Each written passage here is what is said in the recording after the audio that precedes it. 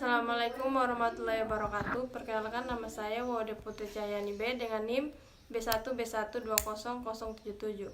Di sini saya akan menjelaskan materi sumber daya manusia, yaitu tentang manajemen dan penilaian kinerja. Baik, yang pertama yaitu manajemen kinerja. Kinerja merupakan seperangkat hasil yang dicapai dan merujuk pada tindakan pencapaian serta pelaksanaan sesuatu pekerjaan yang diminta. Secara mendasar, manajemen kinerja merupakan rangkaian kegiatan yang dimulai dari perencanaan kinerja, pemantauan kinerja, penilaian kinerja, dan tindak lanjut berupa pemberian penghargaan dan hukum. Rangkaian kegiatan tersebut harus dijalankan secara berkelanjutan. Kinerja merupakan suatu fungsi dari motivasi dan kemampuan untuk menyelesaikan tugas atau pekerjaan seseorang harus memiliki derajat kesediaan dan tingkat kemampuan tertentu. Yang kedua yaitu penilaian kinerja. Penilaian kinerja adalah sistem yang digunakan untuk menilai dan mengetahui apakah seseorang karyawan telah melaksanakan pekerjaannya masing-masing secara keseluruhan. Selanjutnya, unsur-unsur dalam penilaian kinerja. Unsur-unsur dalam penilaian kinerja dibagi menjadi 6. Yang pertama yaitu pendefinisian misi, penetapan tujuan dan sasaran perusahaan. Yang kedua, penetapan dan pengembangan indikator-indikator kerja. Yang ketiga, pelaporan hasil-hasil secara formal. Yang keempat, penetapan rencana strategis dan kebijakan operasional perusahaan. Yang kelima, penggunaan informasi kinerja. Dan yang keenam, pengukuran kinerja dan penilaian hasil pengukuran. Selanjutnya, bagaimana mengatasi kesalahan penilai dalam melakukan penilaian? Semua karyawan dalam melaksanakan pekerjaannya pasti menginginkan penilaian yang adil, umpan balik yang cepat, dan pembinaan yang berguna dari tempat mereka bekerja atau dari atasan mereka.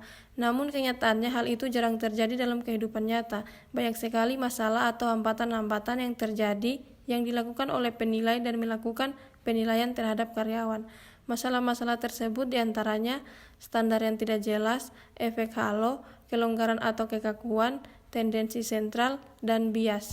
Selanjutnya yaitu penilaian kinerja. Yang pertama, mengetahui masalah-masalah penilaian grafis. Yang kedua, membuat catatan harian. Yang ketiga, membuat kesepakatan pada sebuah rencana. Dan yang keempat, menjadi penyedia yang adil dan efektif.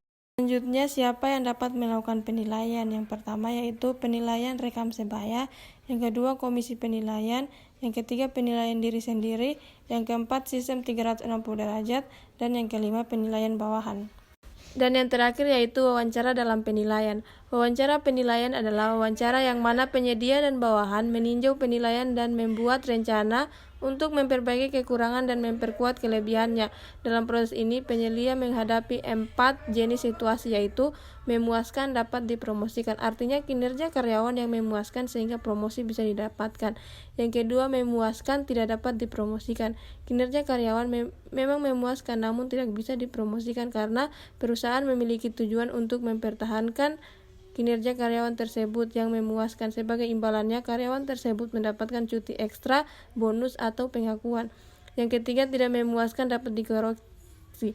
Wawancara ini menjabarkan rencana untuk mengoreksi kinerja yang tidak dapat memuaskan tersebut. Yang keempat, tidak memuaskan, dapat dikoreksi.